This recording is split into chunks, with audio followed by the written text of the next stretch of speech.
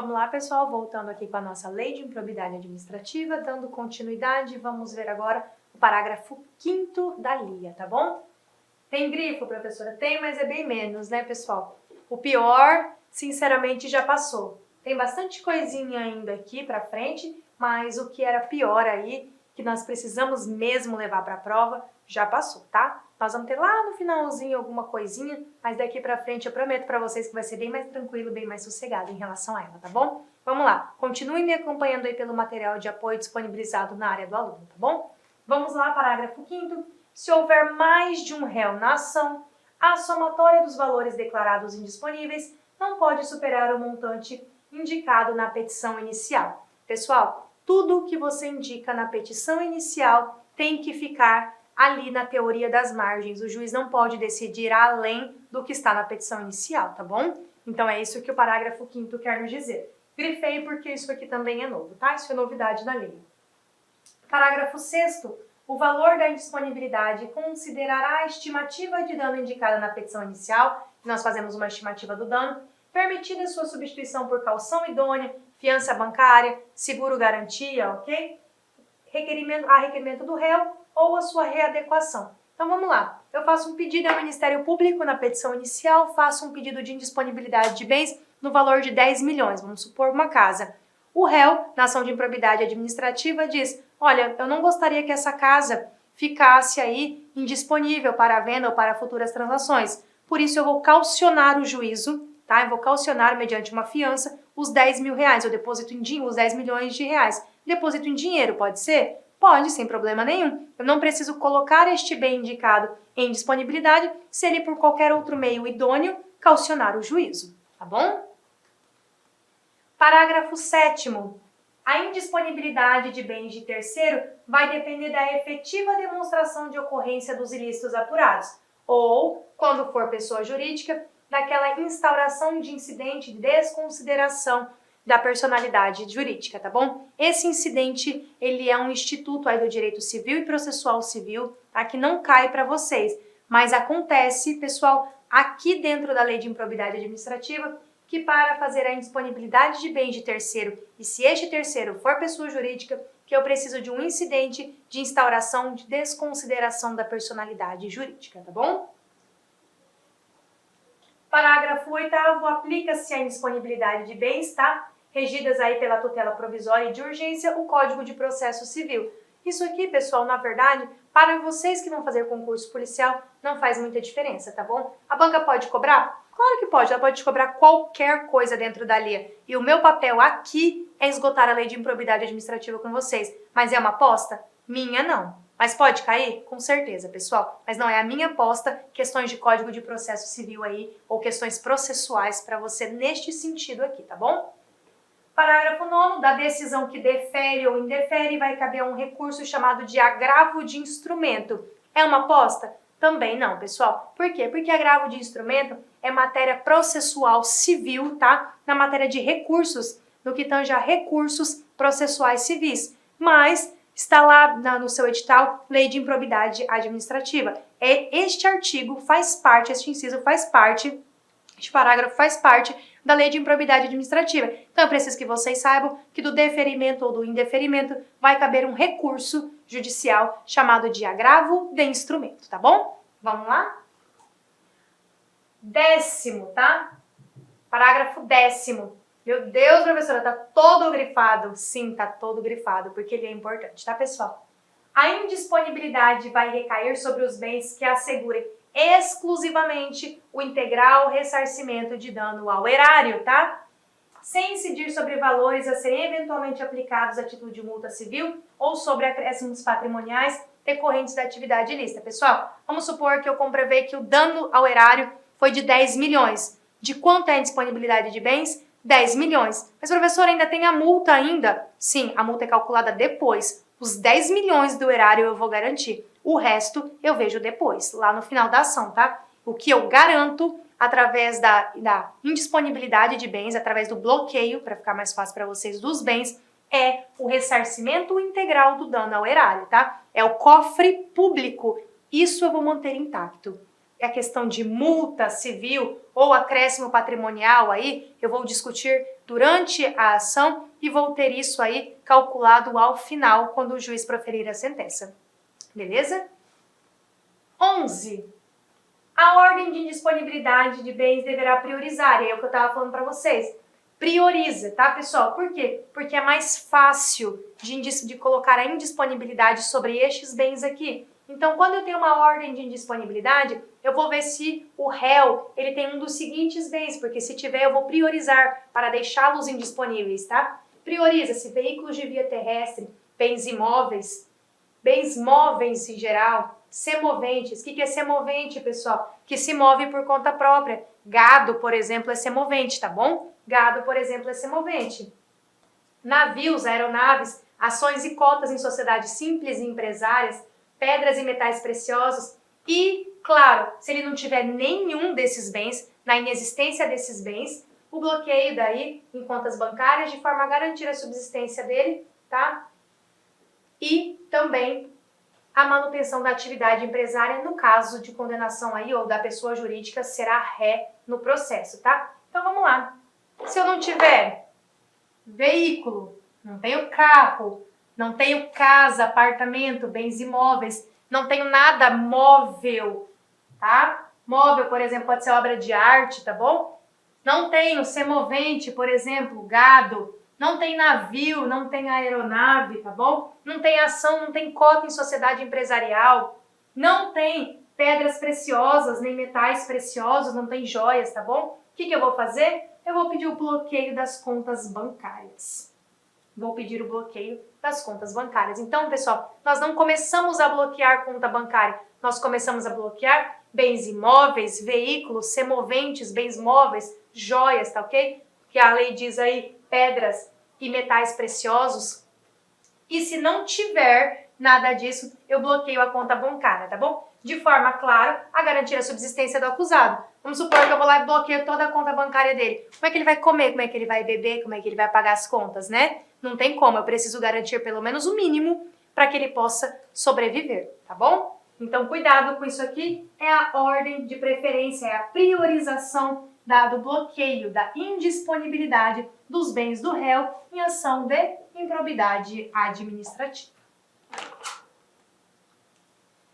Parágrafo 12 e 13, o juiz ao apreciar o pedido, tá, da indisponibilidade, vai observar os efeitos práticos da decisão. Pessoal, esse efeito prático da decisão quer dizer o que vai acarretar se ele deferir e o que ele vai acarretar se indeferir. Então vamos lá, que é vedada a adoção de medida capaz de acarretar prejuízo à prestação do serviço público, tá bom? Parágrafo 13, é vedada a decretação de indisponibilidade de até 40 salários mínimos depositados pelo agente em caderneta de poupança. Então, ele tem aí até 40 salários mínimos que não podem ser mexidos, tá bom? Eu não posso fazer o bloqueio, não posso pedir a indisponibilidade em até 40 salários mínimos, desde que estejam depositados em poupança, tá ok? Caderneta de poupança ou em conta corrente, né? É a conta dele, ele tem esse limite de 40 salários mínimos como garantia. 14. É vedada a decretação de indisponibilidade de bem de família. Pessoal, bem de família é um conceito extraído lá do Código Civil, tá ok? Bem de família é conceito extraído do Código Civil. É vedada a decretação da indisponibilidade do bem de família. Por quê? Pode ser, pessoal, que este bem, considerado bem de família, tá? Seja um bem lícito. Pode ser que seja um bem lícito. Por isso que eu não posso decretar a princípio. E aí vamos lá continuar na nossa leitura. Salvo, ou seja, se eu comprovar que este imóvel, que era considerado lá bem de família, ele é fruto da vantagem patrimonial, tá bom? Ele é fruto aí da improbidade, da corrupção administrativa. Neste caso específico, eu posso, mesmo que seja bem de família, fazer a indisponibilidade dele, tá bom? Mas lembre-se da regra. Em regra, eu não decreto indisponibilidade de um bem de família, tá? Da casa em que a família mora, por exemplo, tá bom, pessoal? Da casa, da residência da família. Porque pode ser que esse seja um bem lícito, salvo, e aí eu posso decretar, se esse bem é oriundo aí da corrupção administrativa, beleza? Aí sim eu posso fazer esse bloqueio. atualização de 2021. Vamos lá. Da efetiva ocorrência do dano ao patrimônio público, salvo quanto à pena de ressarcimento e as condutas previstas no artigo 10. Isso quer dizer que a aplicação das sanções independe de tudo isso, tá bom? E também depende de aprovação ou rejeição de contas pelo Tribunal de Contas. Falar, ó, vamos supor aí que um agente público, um prefeito municipal aí de um município X, que as contas dele foram aprovadas. Ele está sendo acusado de ato de improbidade administrativa e ele alega o seguinte em defesa, ele fala, olha, mas o Tribunal de Contas aprovou as minhas contas. Pessoal, a lei de improbidade administrativa diz que a aplicação da sanção independe do Tribunal de Contas ter aprovado ou não as contas dele, entendeu? Isso não é pré-requisito, isso não obsta a ação de improbidade administrativa. Que legal que o Tribunal de Contas aprovou, mas o Ministério Público, o MP, está investigando, está processando o agente público aí por um ato de improbidade administrativa, beleza? Vamos lá. Como eu já falei para vocês, pode anotar no seu caderno, tá? Somente ações dolosas, pessoal. Cuidado com isso, tá bom? Somente ações dolosas. O que acontece? Antes de 2021, eu poderia ter hipóteses de improbidade administrativa causadas por dolo ou culpa. Hoje, só tenho a possibilidade de modalidade dolosa, tá bom? Só por dolo. Coloquei um gancho aqui para vocês, pessoal. Esse gancho é constitucional, esse gancho cai sempre em prova e esse gancho é batido, tá bom? Eu preciso que vocês saibam, mas não tem segredo nenhum. É um gancho aí que é oriundo da lei civil, né? Que nós falamos aí em herança, em transferência de bens, porém está aqui, ele é constitucional e ele está na lei de improbidade administrativa. Vamos lá. O sucessor daquele que causar lesão ao patrimônio público, tá bom? O herdeiro, no caso, tá bom? Que é o sucessor, ou se enriquecer ilicitamente, ele também está sujeito às cominações da natureza patrimonial da lei de improbidade administrativa. Exemplo, o herdeiro também tem que ressarcir o erário, tá bom?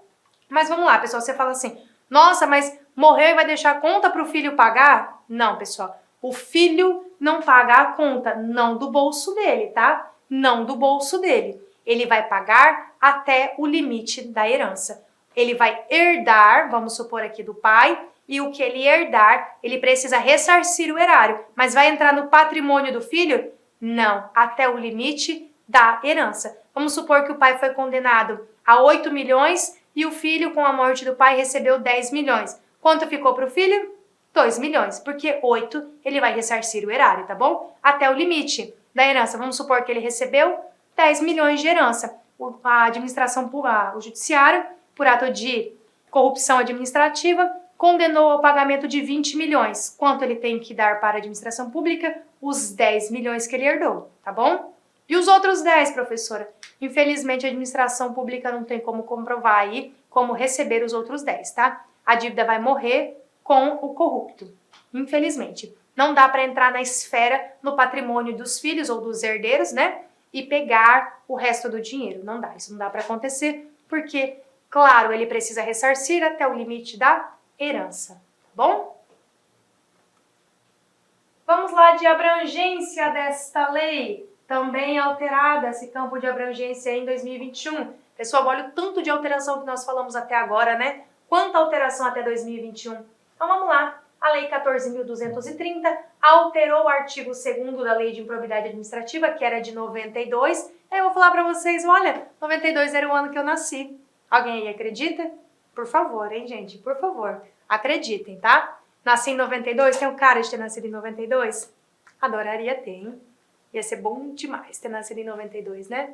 Então vamos lá. Alterou a Lei de Improbidade Administrativa de 92 para incluir expressamente como sujeito ativo dos atos de improbidade administrativa os políticos, os servidores públicos e os particulares em colaboração com o Estado.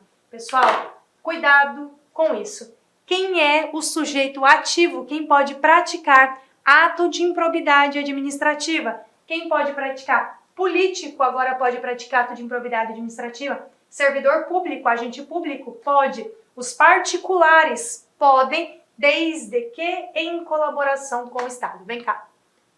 Olha aqui, pessoal. Olha aqui para mim e presta atenção.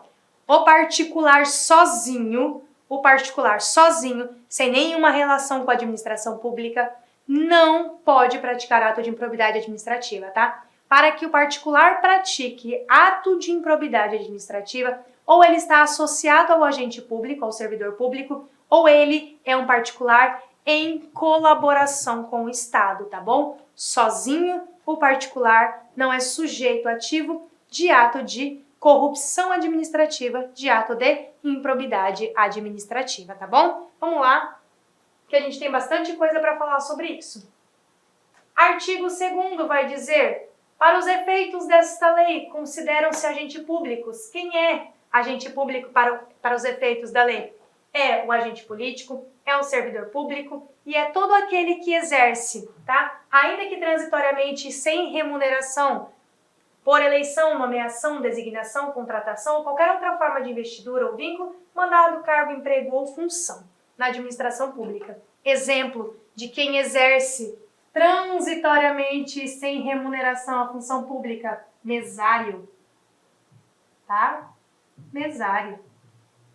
De quem exerce transitoriamente a atividade pública: estagiário. O estagiário, tá bom? Então, considera-se agente público para fins da LIA todo aquele, tá? Que exerce ainda que transitoriamente e sem remuneração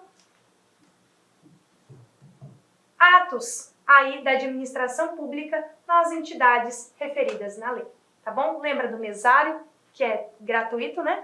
E lembra do estagiário, tá bom? Parágrafo único no que se refere aos recursos de origem pública, sujeita-se às sanções previstas nesta lei o particular. Pessoal, o particular pode ter todas aquelas sanções da LIA? Sim. A pessoa física? Sim. A pessoa jurídica? Sim. Claro, a pessoa jurídica ela celebra, né, convênios e atos com a administração pública, então ela pode sim receber sanções. Que tipo de sanção, professora? Ela pode receber uma sanção, por exemplo, de multa, ela pode receber uma sanção de proibição de contratar com a administração pública, né? Proibição aí de participar de licitação. São exemplos em que a pessoa jurídica pode ser aí sancionada pela lei de improbidade administrativa. Vamos lá, artigo 3º, apenas dolosamente, tá?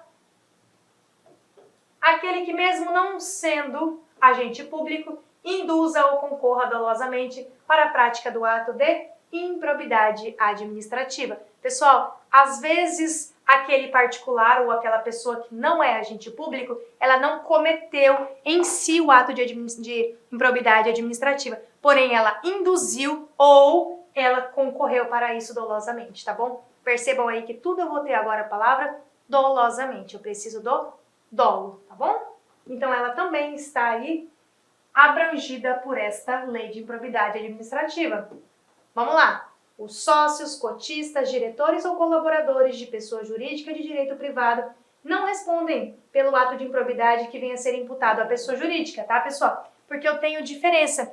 Eu, pessoa física, sou uma coisa, eu tenho lá o meu CPF, tá? Eu tenho o meu CPF, eu sou uma pessoa. A pessoa jurídica, eu apenas administro. Eu não sou uma pessoa jurídica. Se eu tiver uma empresa, a minha empresa vai ser uma pessoa jurídica com o CNPJ dela, diferente do meu, perceba. Se ela fosse eu, né? Se essa empresa fosse a minha pessoa, ela teria vinculado a ele meu CPF, teria o meu CPF. Mas não é assim que funciona. Eu, pessoa física, sou uma. A pessoa jurídica é outra e eu apenas administro. Então, se o ato de improbidade foi cometido pela pessoa jurídica, esse ato ele não se comunica aqui com os sócios e os administradores, tá bom? Em regra, vamos lá ver quando se comunica. Salvo, que é a nossa exceção, se comprovadamente houver a participação ou benefício direto, no caso em que vai responder no limite da participação. Então, se eu, sócia ou administradora aqui desta pessoa jurídica, concorri, tá? Participei para o ato de improbidade, aí sim eu também terei responsabilidade. Do contrário, apenas a pessoa jurídica é que será responsável pelos atos de improbidade administrativa. Bora lá! Preciso aí de uma atualização importante, preciso que vocês tenham atenção aqui também, tá, pessoal? Esta lei de improbidade, ela é do começo ao fim importante. E ela é do começo ao fim importante por quê? Porque você quer ser servidor público, porque ela foi alterada em 2021 e porque ela rege os casos de corrupção administrativa, tá bom? Então eu preciso que você, futuro servidor público, conheça a lei de improbidade administrativa, tá bom? Vamos lá comigo, isso é bom para cair em prova. Vamos lá. Importante. É viável o prosseguimento da ação de improbidade administrativa exclusivamente contra o particular quando há pretensão de responsabilizar agentes públicos pelos mesmos fatos em outra demanda conexa. Professora do céu, resume esse trem aí. Bora lá. Lembra que eu falei para vocês que o particular, sozinho, ele nunca vai responder? Ele precisa ou estar lá prestando um serviço público, né? Ele precisa estar em colaboração com o Estado ou ele precisa ter agido junto com o agente público. O particular sozinho jamais vai responder por atos de improbidade administrativa. Porém, eu tenho aqui uma situação jurisprudencial que eu preciso colocar para vocês, que é esta situação aqui do procedimento de viabilidade de ação de improbidade contra particular sozinho. Pessoal, muito cuidado, porque esse caso concreto, o particular em tese estava sozinho na ação, porém nós tínhamos uma outra ação conexa. Como foi o caso? Vou explicar para situá-los e para que vocês entendam. Nós tivemos aí uma denúncia do DENIT, tá? E aí o DENIT, nem vou falar qual é o estado que estava ocorrendo essa ação, nós tivemos uma denúncia contra servidores do DENIT e nós tínhamos os particulares juntos. O que acontece? Esta ação contra os servidores do DENIT, ela iniciou em um juízo, que o tornou prevento, claro, iniciou em um juízo e ela deu continuidade. Porém, contra os particulares, iniciou-se uma outra ação, tá? Conexa a essa ação aqui. Porém, esta era uma ação e essa contra os particulares, que em tese estavam sozinhos, era outra ação. Mas percebam, pessoal, que elas eram conexas, elas estavam ligadas. Em que pese eles estarem em uma ação e o particular separado em outra, estas duas ações eram conexas. Justamente por isso, nós temos essa decisão dizendo que dava para prosseguir com essa ação de improbidade administrativa contra o particular, porque a pretensão de responsabilizar os agentes públicos pelos mesmos fatos, tá ok? Estava numa demanda conexa. Então, esse foi o caso concreto julgado aí pelas instâncias superiores, tá bom? Então, muito cuidado que se cair alguma coisa nesse tipo, perceba que eu preciso ter esta conexão, tá bom? Sujeito ativo de improbidade administrativa na nossa tabela. A nossa vida é tabela, né, pessoal? Fica mais fácil para nós visualizarmos, fica menos cansativo. Então, vamos lá. Quais são os sujeitos ativos? Os agentes públicos, ainda que transitoriamente ou sem remuneração. Exemplo, mesário. Um terceiro que induza ou concorra para a prática do ato de improbidade, tá bom? Claro, coloquei aqui para vocês, ó, deve haver a participação do agente público, porque o particular sozinho, sem o agente público ou que não esteja em colaboração com a administração pública, jamais será sujeito ativo de improbidade administrativa. Vamos lá, quem pode praticar ato de improbidade, então? Sujeito ativo próprio, aquele funcionário público ou agente público ou servidor público, como você preferir a nomenclatura, temporário ou permanente, tá bom? Com ou sem remuneração, de qualquer vínculo de investidura, eleito, nomeado, designado, contratado, tá bom? Pode exercer cargo, emprego, função, mandato da administração pública, tá ok? Observação que eu coloquei para vocês. O agente pode se valer do corpo jurídico do órgão para defender ou contratar advogado sem custas. Vamos lá, eu estou em um determinado órgão e eu pratico um ato de improbidade administrativa. Eu posso me valer do advogado, do setor jurídico, aí desse órgão, para me defender contra esses atos de improbidade administrativa? Diz para nós o STJ.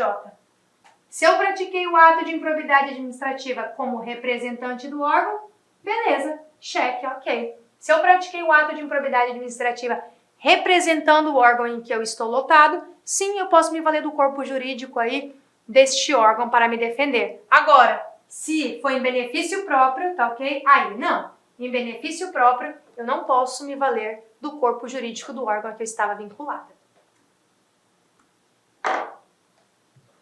Fácil até aqui, pessoal? Bem tranquilo, né? A lei de improbidade administrativa, ela é grande, nós temos muitas alterações, mas ela não é uma lei difícil, né? É uma lei bem tranquila, bem fácil da gente estudar.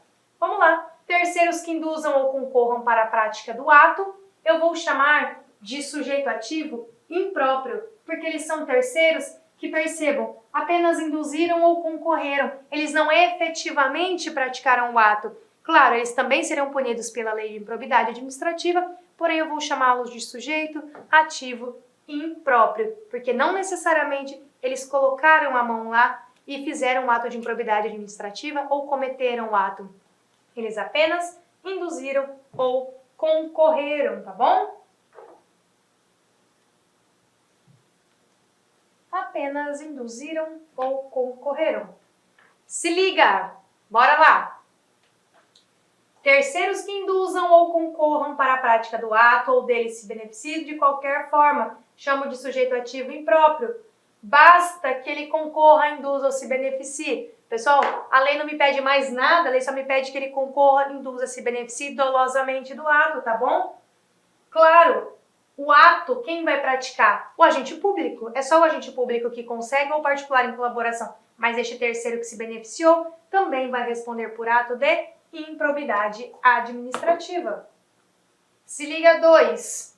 A pessoa jurídica pode ser responsabilizada por ato de improbidade administrativa, tá bom? Sempre a pessoa jurídica pode ser responsabilizada por ato de improbidade. E os sócios? Podem? Podem, se comprovar que também agiram junto com a pessoa jurídica e se beneficiaram. Perceba que neste caso, o sócio vai ser um terceiro, tá ok?